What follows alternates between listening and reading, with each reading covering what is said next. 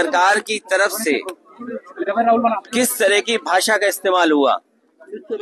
हम आप सब बाबा साहब भीमराव अंबेडकर जी को बहुत सम्मान करते हैं। बाबा साहब भीमराव अंबेडकर जी का योगदान इस देश के संविधान बनाने में और इस देश को एक ऐसा संविधान जिसमें सबको हक और सम्मान मिलता है, वो बाबा साहब भीमराव अंबेडकर जी ने दिया। लेकिन आप देखिए उनके सम्मान में किस तरीके से भाषा का इस्तेमाल हुआ है। ये वही लोग हैं जो संविधान कभी बदलना चाहते थे और लोकतंत्र पे हमला करने के लिए कि हमारा लोकतंत्र कमजोर हो जाए। लोकतंत्र वो है जिसमें हम लोगों की बातों को सुनते हैं, हर इंसान को जोड़ करके लोकतंत्र है। लेकिन ये लोग मन विधान से चलने वाले लोग एक तंत्र पसंद करना चाहते हैं। ये तो हालत दिल्ली की है। और यूपी की हालत जो है, हमारे जो मुख्यमंत्री जी, उनकी भाषा तो ऐसी है कि अगर आप सुने तो आपको भी गुस्सा आ जाएगा।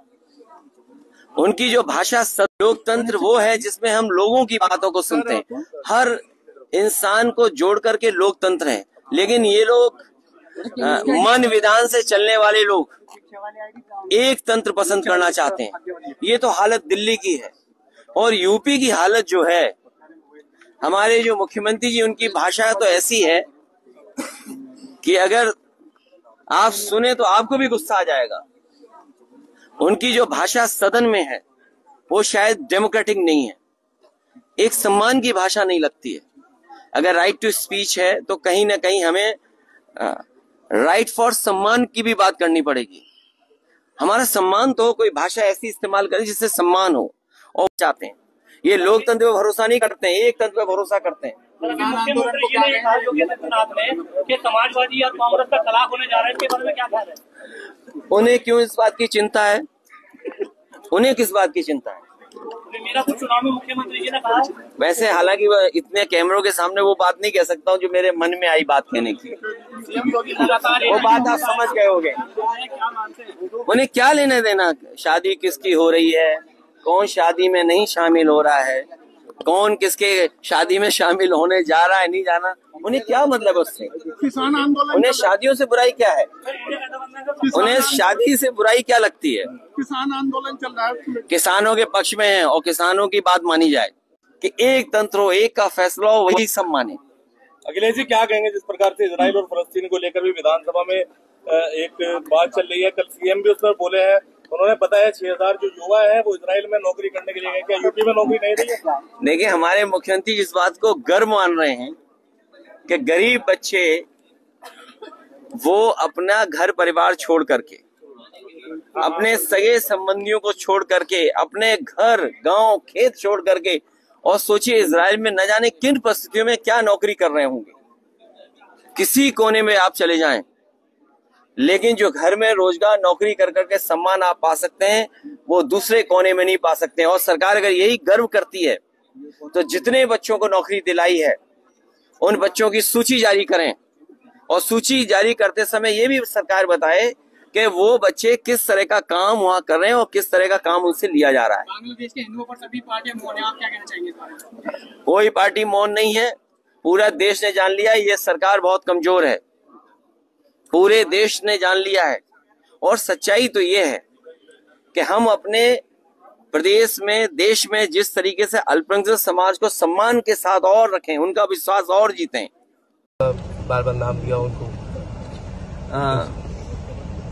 नाम लेना क्या है, वो उनके मानते ही नहीं, सम्मान ही नहीं देना चाहते, इसीलिए इस तरह की भाषा इस्तेमाल कर रहे हैं। उन्हें जो सभी लोग, सभी सांसद जो मांग कर रहे हैं, उनको सांसदों की मांग को मानना चाहिए।